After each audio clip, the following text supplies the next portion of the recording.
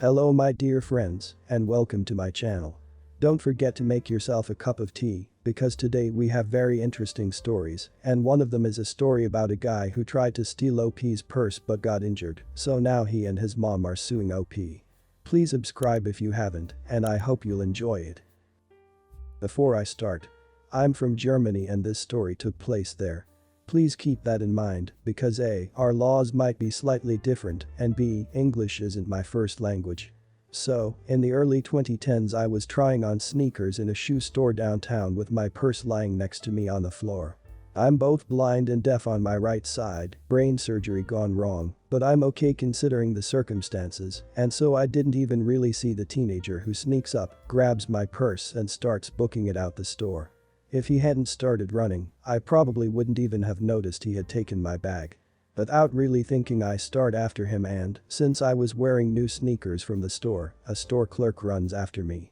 The kid makes it about 200 yards before I catch up with him. Now, I didn't try to tackle him. I just wanted to grab him and we lost our balance. Poor guy tries to catch our fall with me on top of him. He was maybe 150 ibs, I was maybe 185 ibs, and there's a sickening crunch, textbook Galeazzi fracture. I instantly feel horrible for the chap and try to see what's wrong. I used to work as an EMT.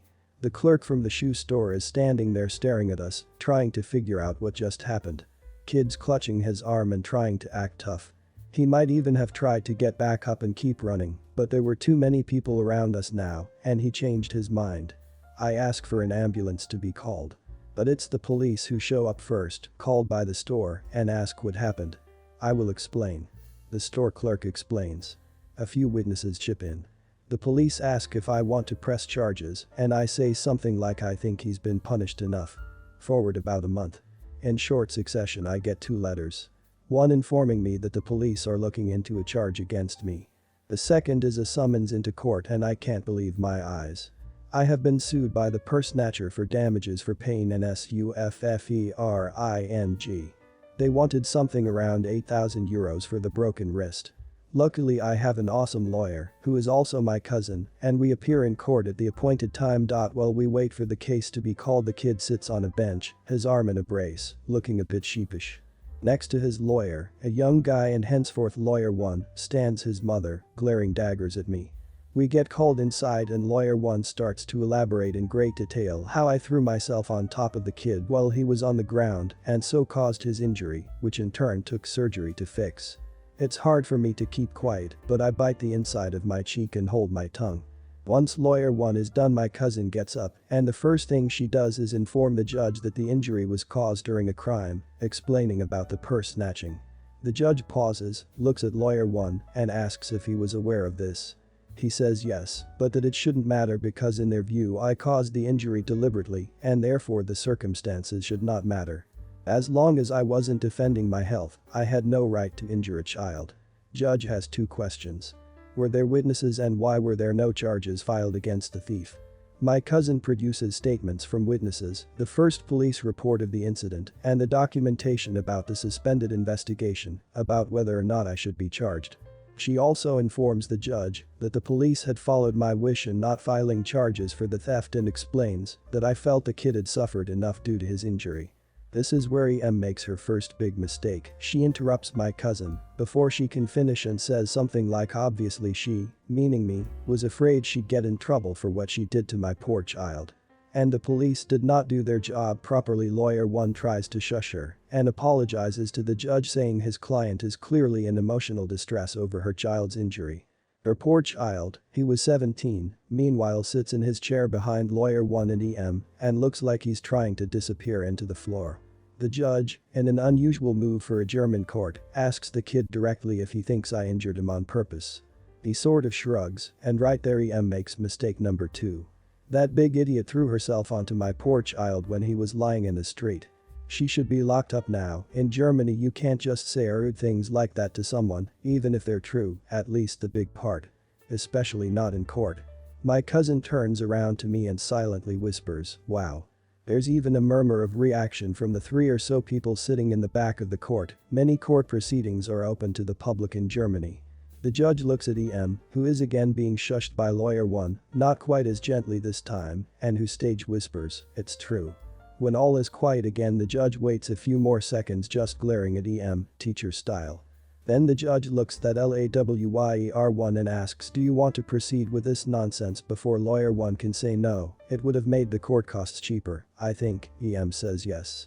Judge nods, declares the case dismissed, orders all costs, court and both lawyers to be paid by the claimant, and then turns to me and asks if I want to file charges for libel. My cousin nods enthusiastically. So I say yes. Judge announces she'd speed things up and asks lawyer 1 if he'll be representing EM. He nods. EM seems to have lost a plot and keeps asking him what's going on. Before lawyer 1 can even explain to her what's about to happen, the judge makes it official and awards me €150 in damages, and again decides that all cost and lawyer costs should be carried by EM. My favorite thing about this, my lawyer is my cousin, and she wouldn't have charged me more than absolutely necessary. But she's also working in a prestigious law firm with 4 partners who rake up a combined 6 PhDs, and which is not cheap. I don't remember the exact amount EM ended up getting billed with, but it was a good chunk. I can't believe they tried to sue you after attempting to steal your purse. I bet his mom started this. Are they out of their minds?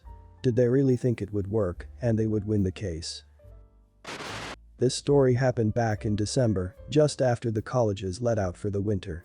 I'm a teacher and my GF is a grad student, so when she was done for the semester I took a few days off from work and joined her for a vacation down to Virginia, where her parents live. It was the first time I was going to meet the whole family, and this is looking like a pretty serious relationship that might go elf way. We flew there from Newark on the United Express service, which is essentially a tiny tin can of an airplane where tall people can barely stand up. The seats are arranged 2 on one side and 1 on the other. Going there, we booked a 2-seater together, and the flight went off without a hitch. The trip was great. Her family and I got along. We visited Busch Gardens and Virginia Beach, and I ate an unhealthy amount of Mongolian barbecue. But unfortunately, I had to fly back alone. She planned to stay a few weeks with her parents before school started again, and I had to get back to work on Monday. I don't like flying, and I especially don't like flying solo. I'm not a great sleeper at the best of times, so sleeping on a plane is out. I booked myself a single seat on the left for privacy, brought a decent amount of reading material, and assumed I would just be able to keep myself distracted for the 90-minute flight. Or so I thought. Cast. Me, EM. Horrid woman who doesn't understand how planes work, TK. Tired kid, around 8. Was really fine, slept through most of this, FA. Flight attendant. Does not get paid enough for this. OM. Old man. Slept through most of this. Provides a key cameo. So I've settled into my solo seat near the front of the standard seating, and the old man behind me has popped a few pills and immediately followed asleep. I'm distracting myself with magazines when I hear a bellow of "It'll fit just fine." EM storms into the plane, pulling TK with one hand and an oversized wheeled suitcase with another. She proceeds to huff and puff while shoving it into the overhead compartment, despite all of us being told that baggage space is limited and we should check all hard suitcases. She eventually crams it in, sits down with TK, and the flight takes off. As soon as we get going, I turn on my overhead light and get back to reading. About 5 minutes later, I'm snapped out of my distraction. Sir? Sir? Yes. You need to turn your overhead light off. My daughter and I are trying to sleep.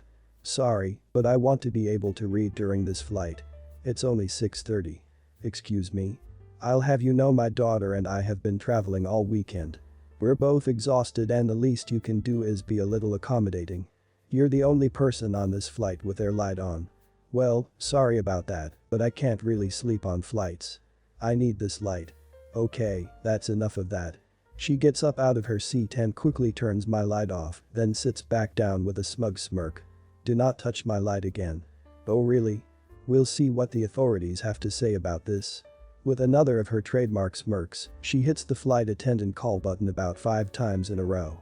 I started to worry. Any interaction with authority figures makes me nervous. But this is so absurd I decide to see where it goes. I get back to reading as we wait for the flight attendant to get there. She shows up, a young woman who looks like she's had a long day. It's about to get longer. Can I help you, ma'am? Yes you can. This horribly rude man won't turn off his overhead light even after I told him how tired my daughter and I are. We have to fly to Cleveland tonight after this flight, and I think we deserve a little peace. Well, ma'am, everyone can use their light as they want, but let me see what I can do. Turns to me, sir, would you mind turning out the light so she can sleep? Sorry, like I told her, I bought a solo seat so I could read. Just tell him to turn it off. He has to do what you say. Ma'am, we have blindfolds that you can use for you and your daughter to block out the light if you want. Those are probably filthy. No, they're individually wrapped, and… Why are you making this so hard? Just make him turn it off. Sir, would you be willing to move seats so she's not bothered? We have some empty seats there. Points to a seat near the back next to another man. I'm catching a train after I get off, and I don't like the idea of being at the back, sorry. Especially as, pointed look upwards, some people are likely going to be taking a while to get their luggage out. How dare you? You look like you belong in the back of the plane. Just get back there and stop bothering us. Now, I was kind of casually dressed and had a 4-day beard. My stubbornness and spite levels just went up over 9,000. Pass. Also, nice mocking. You know what I meant. To FA, are you going to do something about this or not? Mommy. Look what you did. I'll have you know TK has a spelling bee on Monday and you're depriving her of much needed sleep. To FA, now you go talk with someone with the authority to do something about this and get this idiot out of my sight, or I'll have your job. Sir, it's not a long flight. Would you please? I'm sorry, but I don't have a problem here. She does, and she's making this entire flight miserable. I don't think I should have to inconvenience myself to make her happy. Looking defeated, FA runs up to the front of the plane to talk to what I assume are the people in charge. You're in for it now. You'll be on the no-fly list after this. Lady, you're nuts. Get help. Flight attendant returns and immediately turns to me. EM's eyes go wide with excitement. Sir, would you be willing to move up 4 rows? You'll be closer to the front that way, and it's another single seat. She doesn't say it, but I know this is the extra legroom section that you pay a little more for. Yes, I think that's fine. Wait, he gets a better seat. Why didn't you offer that to us? There's only single seats available up there, ma'am. This is ridiculous. He shouldn't get rewarded. Here ruin our flight, and when we get to Newark, I will be informing your boss and the authorities, so you both get exactly what you deserve. For God's sake, lady. Shut up. I'm trying to sleep. She shuts up after that, and I move to my new seat. I wish I could tell you this was some luxurious first-class digs, but this is a crappy short-haul flight in a tin can. I had maybe 2 more inches of legroom, and I got my half cup of soda and my tiny bag of pretzels a few minutes early. But I was far away from EM. When the flight landed, I quickly grabbed my bag and got off, sneaking a look back as she held up the entire line, trying to wedge her suitcase free from the tiny overhead compartment. We were about 20 minutes early to Newark, so I got a bagel before catching my train. I get to see EM barreling past dragging the suitcase and TK behind her, yelling that this airport is full of idiots and she doesn't know where to find her connecting flight. She catches sight of me at the bagel place. You're a horrible person. Good luck getting back to Cleveland. Don't come back.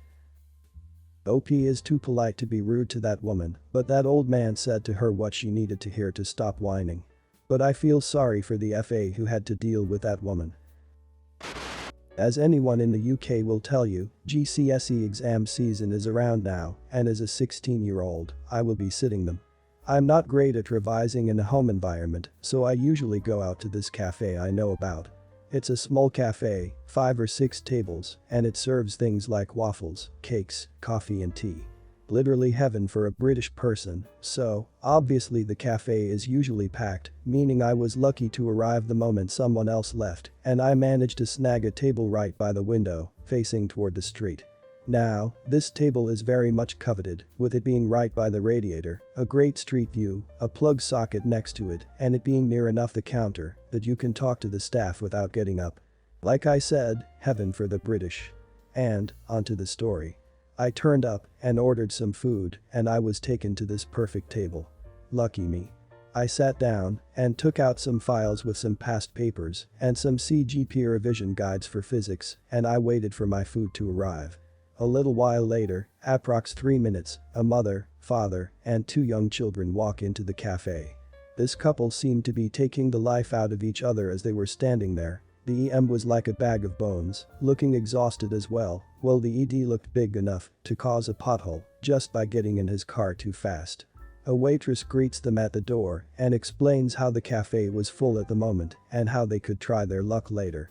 The natural response of a citizen of Earth would be, "Oh, sorry, I'll try again later." However, this ED took one step toward her and just said, "Make room or you'll lose a customer. Sir, can you please? How about this table?" She points to the table I'm sitting at. "I'm sure you could kick him out for us." At this point, 2 things struck me. 1. They had very thick American accents. While I'm sure not all Americans are like this, these ones were. 2. Their kids had just started to run up and down the cafe yelling, showing their parents had no control over them.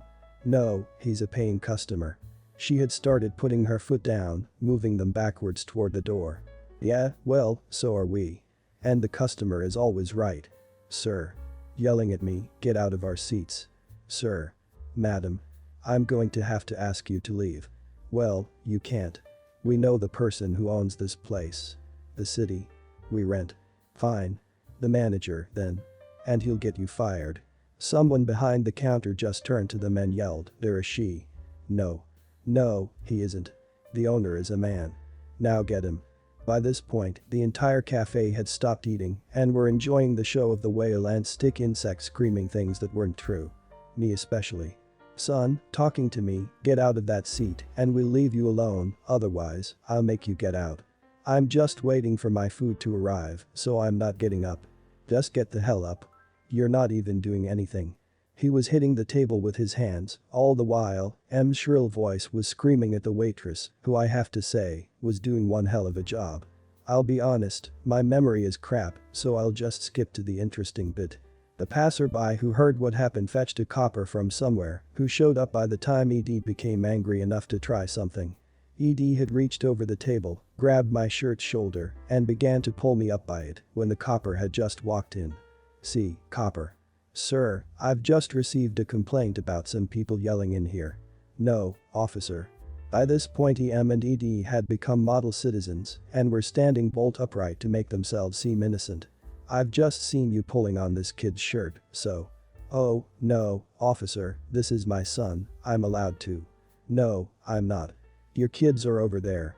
Gesture to them licking the glass in front of the cupcakes. "Miss, can you give your side?" Asking the waitress.